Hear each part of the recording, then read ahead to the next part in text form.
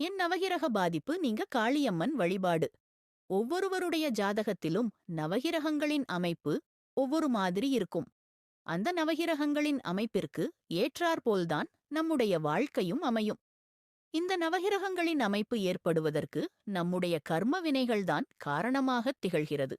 நம்முடைய கர்ம வினைகளை நீக்குவதற்கும் அதே சமயம் நவகிரகங்களால் ஏற்பட்ட பாதிப்புகள் குறைவதற்கும் செய்யக்கூடிய ஒரு காளியம்மன் வழிபாட்டை பற்றிதான் இந்த ஆன்மீகம் குறித்த பதிவில் நாம் பார்க்கப் போகிறோம்.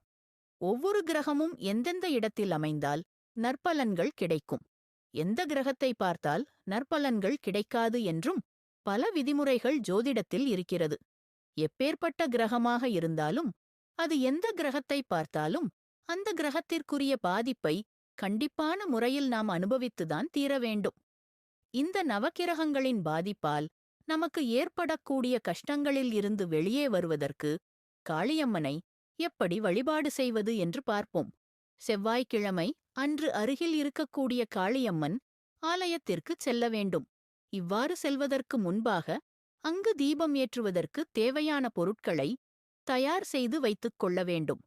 தீபம் ஏற்றுவதற்கு வேப்ப எண்ணெய் வாங்கி வைத்துக் கொள்ளுங்கள். அதேபோல் மஞ்சள் நிற காட்டன் துணியை வாங்கி வந்து அடுப்பில் ஒரு பாத்திரத்தை வைத்து தண்ணீர் ஊற்றி கொதிக்க விட வேண்டும். தண்ணீர் கொதிக்க ஆரம்பித்ததும் அந்த பாத்திரத்தை இறக்கி வைத்து நாம் வாங்கி வைத்திருக்கும் மஞ்சள் துணியை அதில் மூழ்கும்படி வைத்துவிட வேண்டும். சிறிது நேரம் கழித்து அதை எடுத்து நன்றாக தண்ணீரை பிழிந்து காய வைத்து எடுக்க வேண்டும். பிறகு சுத்தமான பன்னீரில் நனைத்து காய வைத்து எடுத்துக் கொள்ளுங்கள். இந்த துணியில்தான் நாம் திரியை தயார் செய்து தீபம் ஏற்ற வேண்டும். எவ்வளவு பெரிய திரி வேண்டுமோ அவ்வளவு பெரியதாக அதை வெட்டி திரியாக தயார் செய்து வைத்துக் கொள்ளுங்கள். இதேபோல் காளியம்மனுக்கு தங்க அரளிப்பூவை பறித்து மாலையாக தொடுத்து வைத்துக் கொள்ள வேண்டும்.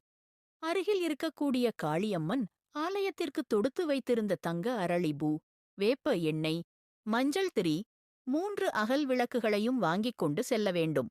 மலரை அம்மனுக்கு சாற்ற சொல்லி கொடுத்துவிட வேண்டும். அம்மனுக்கு முன்பாக 3ஆக விளக்குகளை வைத்து அதில் வேப்ப எண்ணெயை ஊற்றி நாம் தயார் செய்து வைத்திருக்கும் திரியை போட்டு 3 திரிகளும் ஒன்றாக இருப்பது போல் வைத்து தீபம் ஏற்ற வேண்டும்.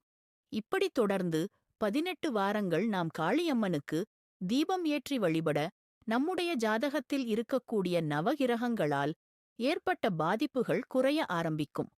மிகவும் சக்தி வாய்ந்த தெய்வமான காளியம்மனை முழு மனதுடன் நம்பி இந்த வழிபாட்டை மேற்கொண்டு நவகிரக பாதிப்பில் இருந்து வெளிவருவோம்.